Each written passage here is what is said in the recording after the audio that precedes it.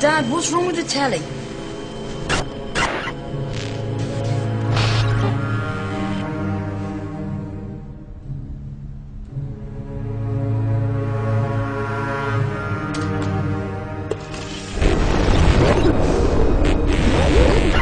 Good evening, London. Allow me first to apologize for this emergency channel. I do, like many of you, appreciate the comforts of everyday routine, the security of the familiar, the tranquility, repetition. Bloody hell. I enjoy them as much as any bloke.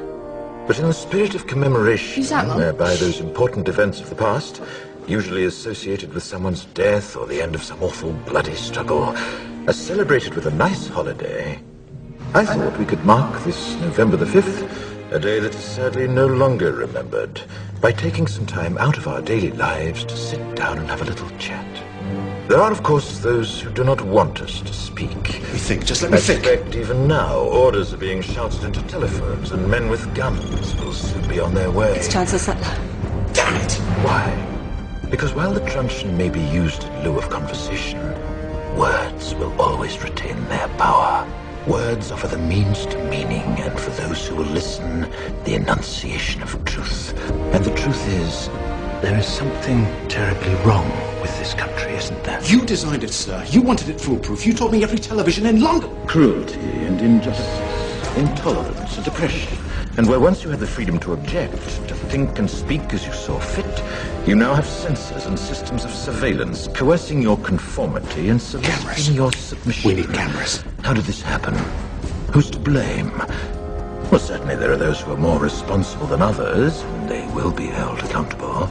But again, truth be told, if you're looking for the guilty, you need only look into a mirror. I know why you did it. I know you were afraid. Who wouldn't be? War, terror, disease. There were a myriad of problems which conspired to... Fear got the best of you, and in your panic you turned to the now High Chancellor Adam Sutler. He promised you order, he promised you peace, and all he demanded in return was your silent, obedient consent. Inspector, you're almost through. Last night, I sought to end that silence. Last night, I destroyed the Old Bailey to remind this country of what it has forgotten. More than 400 years ago, a great citizen wished to embed the 5th of November forever in our memory. His hope was to remind the world that fairness, justice, and freedom are more than words. They are perspectives. So if you've seen nothing, if the crimes of this government remain unknown to you, then I would suggest that you allow the 5th of November to pass unmarked. But if you see what I see, if you feel as I feel, and if you would seek as I seek, then I ask you to stand beside me 1 year from tonight, outside the gates of Parliament, and together we shall give them a 5th of November that shall never, ever be forgotten.